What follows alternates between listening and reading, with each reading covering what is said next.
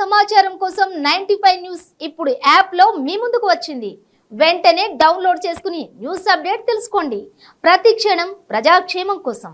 జగిత్యాల జిల్లా కోరుట్ల నియోజకవర్గం కోరుట్ల యకినపూర్ గ్రామంలో భార్యను హత్య చేసి మృతదేహాన్ని ఎస్ఆర్ఎస్పీ కెనాల్లో పడేసిన నిందితుడిని పోలీసులు అరెస్ట్ చేశారు.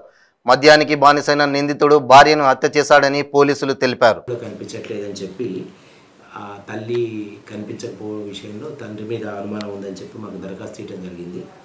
ఆ విషయంలో నిన్న పొద్దున అంటే 31 అక్టోబర్ 2022 పొద్దున 7:30 గంటలకి కోరుట్ల పోలీస్ స్టేషన్లో ఎఫ్ఐఆర్, ఇది హత్య కేసుగా ఎఫ్ఐఆర్ నమోదు చేసుకోవడం జరిగింది.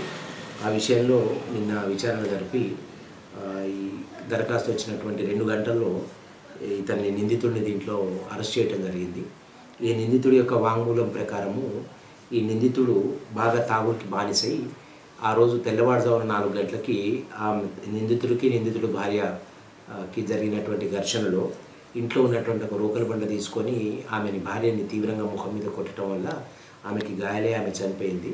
ఆ తర్వాత ఇతను ఈ నిందితుడు భర్త, ఇతని పేరు ఎర్రచంద్రయ్య, ఇతను ఆమె ఒంటి మీద ఉన్నటువంటి బంగారాభరణాలు తీసుకొని ఆమెని ఒక 2 యూరియా బ్యాగుల్లో మూటగట్టి తెలివిగా ఎవరికి తెలియకుండా శవాన్ని మాయం చేయాలనే ఉద్దేశంతో యకినపూర్ గ్రామ శివారులో ప్రవహించే ఎస్ఆర్ఎస్పీ కెనాల్లో పడవేయడం జరిగింది. నిందితుడు అరెస్ట్ తర్వాత నిందితుడు ఇచ్చినటువంటి వాంగ్మూలం ప్రకారము నిన్న ఉదయం నుంచి సాయంత్రం వరకు జరిగిన ప్రాసెస్లో ఈ నిందితుడి వద్ద నుంచి అతను ఆమె దగ్గర దోచుకున్నటువంటి బంగారాభరణాలు, అదేవిధంగా ఈ ఎస్ఆర్ఎస్పీ కెనాల్లో నిందితుడు చూపెట్టిన విధంగా సెర్చ్ చేయగా యకినపూర్ దగ్గర పడేసినటువంటి శవం మాకు మేడిపల్లి మండలం వల్లంపల్లి శివారులో ఎస్ఆర్ఎస్పీ కెనాల్లో ఆ మృతురాలి శవం కూడా లభ్యం కావడం జరిగింది. ఆ శవానికి పంచనామా అవి జరిపించినాము.